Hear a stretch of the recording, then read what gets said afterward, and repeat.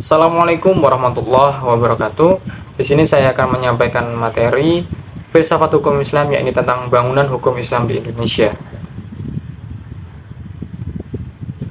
Define law dan man-made law sebagai teori hukum. Hukum Islam dikategorikan sebagai define law karena aturan-aturan yang ada di dalamnya dibuat langsung oleh Tuhan untuk mengatur kehidupan manusia di dunia. Bila kita perhatikan pengertian di atas, betul-betul menempatkan hukum Islam sebagai entitas yang murni bersifat top down dan melepaskan aspek-aspek historis sosiologisnya. Sebagaimana yang dapat kita pahami dari kutipan di bawah ini, bahwasanya konsep hukum menurut usul fikih pada dasarnya terletak di atas pandangan bahwa hukum itu bersifat keagamaan. Sejak periode paling awal sejarah Islam, hukum telah dipandang sebagai keluar dan merupakan bagian dari syariah. Adapun syariah sebagaimana telah dijelaskan adalah pola tingkah laku manusia yang diatur oleh Allah Subhanahu wa taala. Konsep hukum seperti itu sejalan dengan pandangan bahwa hukum itu harus bersumber langsung atau tidak langsung dari wahyu Tuhan, yaitu Al-Qur'an, dan penjelasannya dari Nabi Muhammad SAW yang disebut dengan As-Sunnah.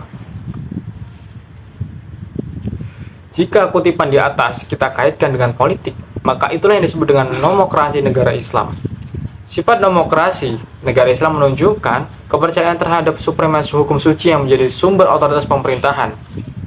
Peraturan suci seperti secara inheren memiliki karakter supranatural yang luar biasa, atau supernatural and extraordinary character.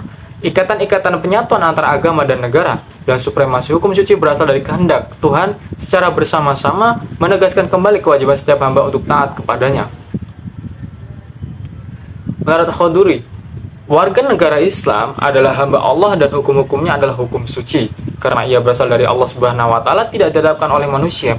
Hukum suci seperti itu adalah pasti benar dan manusia hanya bisa mematuhi karena Allah Subhanahu wa taala lebih mengetahui dari otoritas maupun terhadap kebutuhan-kebutuhan hambanya. Dalam usaha menaati hukum, manusia menyadari akan tujuan-tujuan agamanya. Karena hukum dalam Islam memiliki karakter sebagai sebuah kewajiban religius. Pada waktu yang sama, ia juga memberikan dukungan politik bagi agama Islam. Kenyataannya, hukum Islam merupakan perintah Tuhan dan karenanya bersifat mengikat sebagai sebuah cita-cita agama yang berbeda dengan hukum buatan manusia atau man-made law, dan dianggap sebagai fenomena sosial yang tunduk pada kebutuhan manusia dan nilai-nilai. Karena alasan itulah, hukum dan dalam pandangan pemikiran-pemikir muslim pada kenyataannya bukanlah termasuk kajian yang independen dan empiris. Perkembangan hukum Islam di Indonesia. Pada bagian ini kita akan mendiskusikan relevansi epistemologi hukum Islam Indonesia dengan pembangunan hukum Islam Indonesia dengan pembangunan nasional. Namun sebelum kita lebih jauh membahas persoalan tersebut, terlebih dahulu sebaiknya mengetahui apa yang dimaksud dengan hukum nasional. Mengapa kita membutuhkan hukum nasional dan bagaimana cara kita mewujudkan hukum nasional tersebut?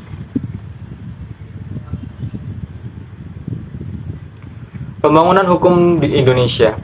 Dalam rangka membangun sistem hukum nasional, pemerintah menerapkan kebijaksanaan untuk memanfaatkan tiga sistem yang eksis atau living law di Indonesia, yaitu sistem hukum adat, Islam, dan Barat atau Belanda sebagai bahan bakunya.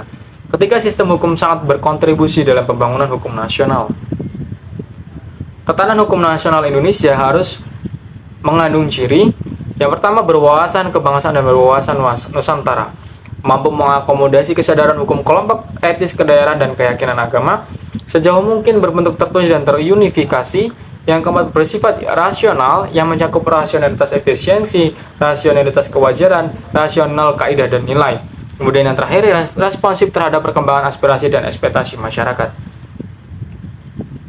Perkembangan hukum Islam Indonesia, sarana dan prasarana.